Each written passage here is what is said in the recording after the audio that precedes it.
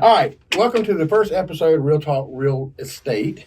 We are going to be talking to Barron King today. He's from Fairway Mortgage, and we're going to be talking about one of the hot buttons in real estate right now is buying down points. As we all know, we kind of went 90-0 in this market, and then when they raised the interest rate, it kind of pumped the brakes and put a lot of people on the fence. And they've Joe, somebody pulled the emergency brake on mine, not just pumped them. Yeah, I'm serious. It was like so. I mean, we went from. Don't get me wrong, and not to get off topic, but it's still very much a seller's market, but it's a normal seller's market, not the crazy thing we've been dealing with the last 2 years. So instead of getting 15 offers, you're getting 3 or 4 right off the bat, which is still very strong in a normal seller's market. But what's happened is a lot of buyers who were ready to buy have all of a sudden got on the sidelines because of the interest rates, because obviously if you qualify for a $200,000 house and get beat out for it 3 or 4 months in a row and then be told that you don't qualify for 200, now it's only 175, it kind of puts a damper on things. So, but the good news is there's a way that you can kind of help the situation by buying points. And that's where Barron's going to come in today, and he's going to kind of explain to us what that means. So, this is Barron King from Fairway Mortgage. Yeah, so points are a pretty cool thing for buyers that are looking to lower their interest rate so they can qualify for a little bit more, or if they have debt to income issues or housing expense ratio issues and they need to fit those requirements. You can pay what's pretty much prepaid interest, upfront interest, and we call it points, but essentially you're paying that interest up front and it's buying down your interest rate. Now, those do fall under the requirements for, the concession requirements depending on the loan. Right. So you can't, I think it's 6% FHA. You can't go over that. If you get somebody in a concession or something like that, right, you'd have to stay within that limit to buy down the rate. But you're talking about like if a seller's going to pay. If the seller's going to pay, but also they can't pay, I think it's more than 3%. Right. For it to be a qualified mortgage. Mm-hmm. Okay. So we basically, when we tell them the points, we usually tell them in a percentage form of the loan amount. Okay. Usually, when I look at loans, I usually, unless they got some sort of seller concession, I typically try to keep it around 2 points if they're going to buy it down, or maybe 3. But sometimes you run into, ability to repay QM warnings when you get close to that range, because other lender fees will apply towards that 3%, and then they could go over, and then we don't have a qualified mortgage anymore.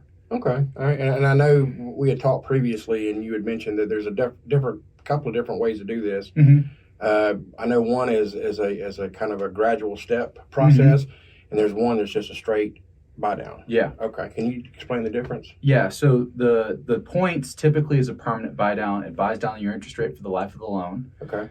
So if you have a fixed 30, your rate, and you buy your rate down from a 6 to a 5, your rate is a 5 for the life of the loan. Okay. So there are a couple of different versions of temporary buy downs. There's I think it's a 0-1 buy down, which is just the first year you buy down 1%.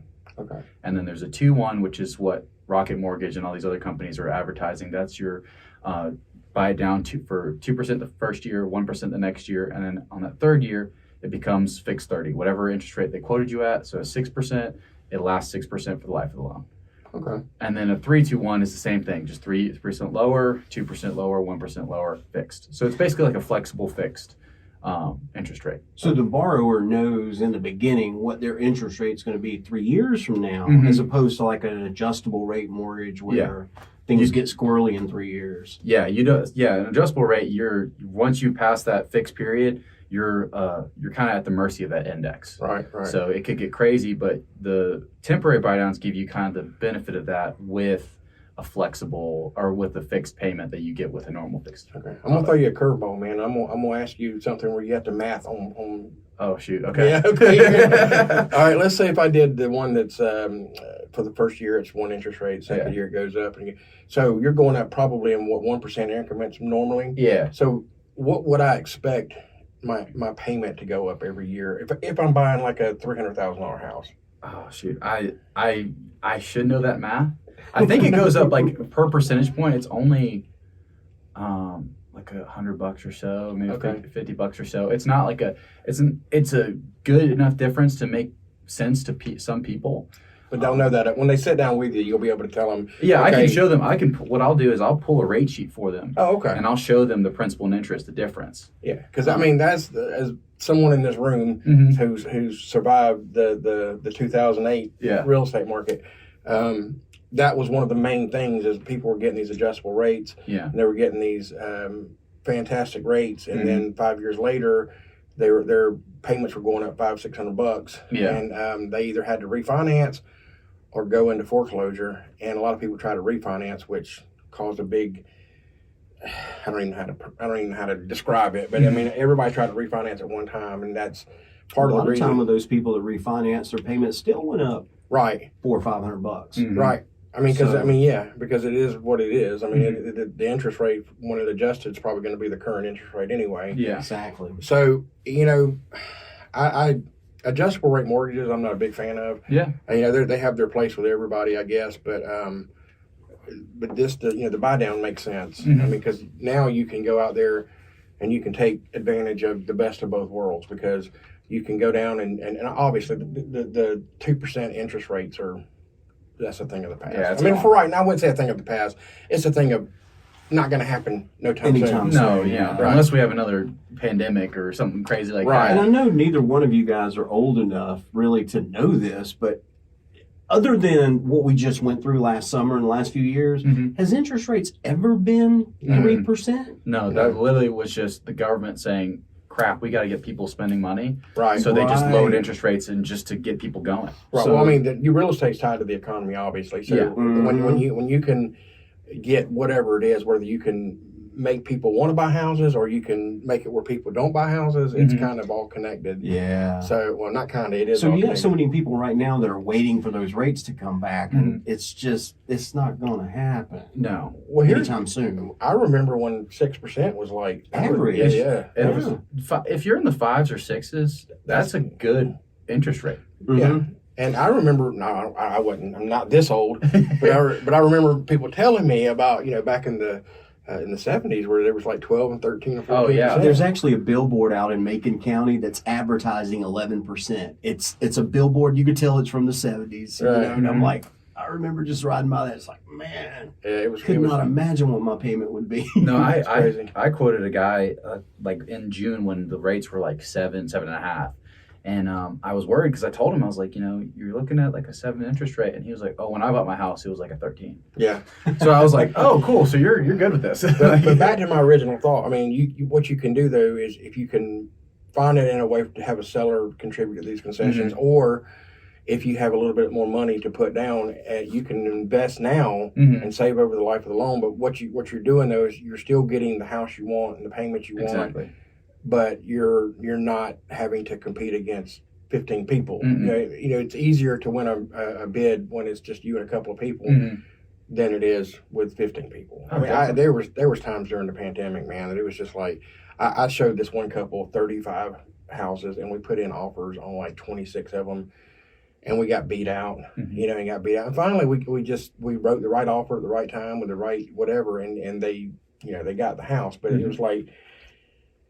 I personally hope it never goes back to that. And I know that's weird to say as a realtor, but I just didn't like it. It almost made me feel icky because I'm like, I don't want to have to tell my buyer that they have to basically sell their soul. Exactly. Do something that really they should not do. Right. There were some decisions being made in that market that was just, wasn't in the best interest for the buyers. But now, with this, we can go in and say, okay, you can get buy down your interest of 1 or 2 points, and maybe like meet in the middle, and you may not be able to get the $300,000 house, but instead of getting the 200, you may be able to get some 250, 275. Oh yeah. Because obviously I don't see a big drop in prices, and we probably aren't going to. But what you're seeing is the new normal. So the people who are sitting on the fence waiting for 08 to happen again, it's not the same thing. No, it's not even the same market that caused the crash in 08. No. So I think things are leveling out.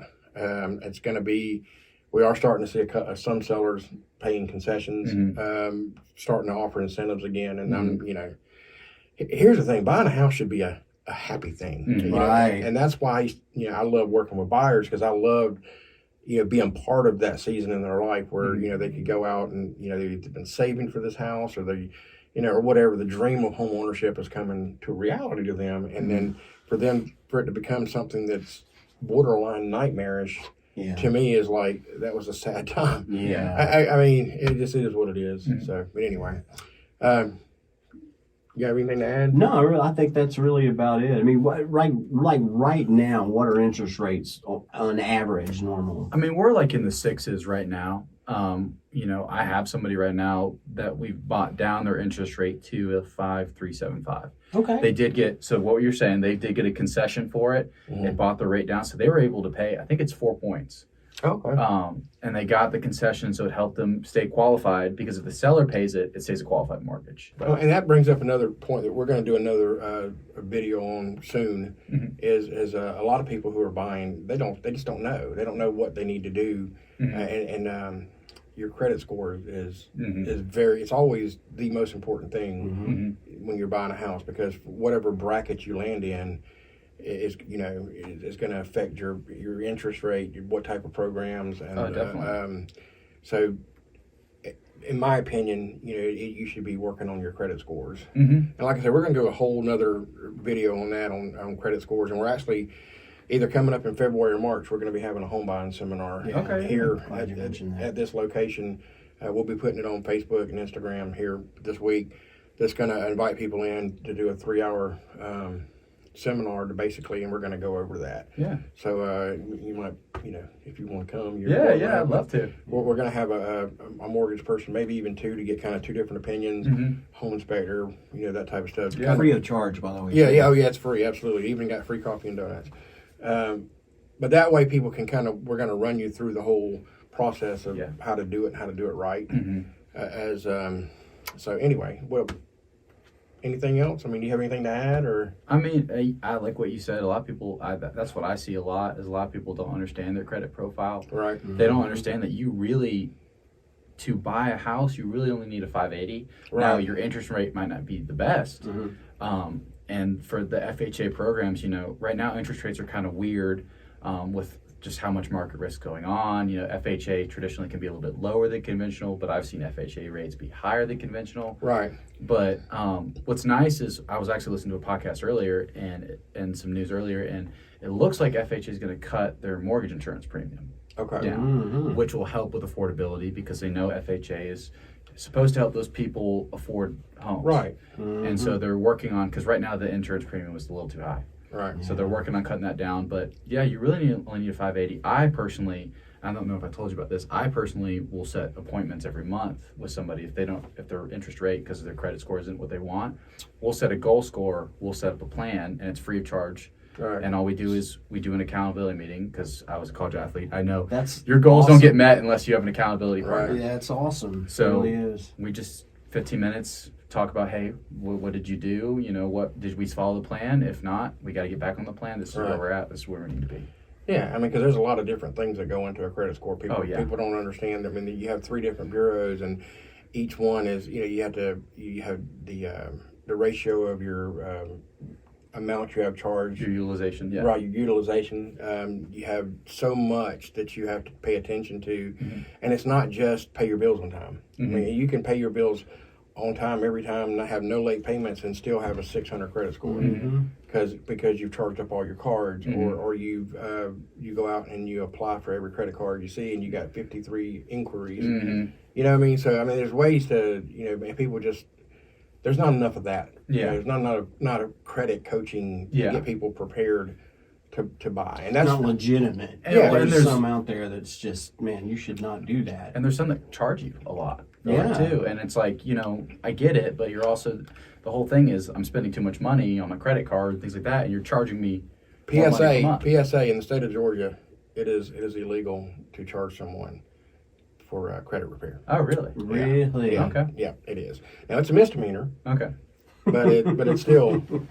I actually went and was going to open up a credit repair company, not for the sense of charging people, but just kind of for education. And that's where I found that out. That if you see them in the state of Georgia, they're riding dirty. That makes sense why I've gotten calls from Florida. Yeah. But I think Tennessee and Florida, you're okay. But I mean, it's not hard to do. You just got to know what to do and when to do it, and you got to stay disciplined. The key is duration too. A lot of people don't realize that duration of credit is one of the most important things. So if you fixed it the next month, it's still not going to make a difference. But 6 months, right, credit score is going to go up. I mean, it'll definitely go. And also, if people tell you there's certain, and I'm not going to mention any names, but there's certain people who tell you to not only pay off your credit, but to close your credit accounts. That's a big no because this person says you don't need credit.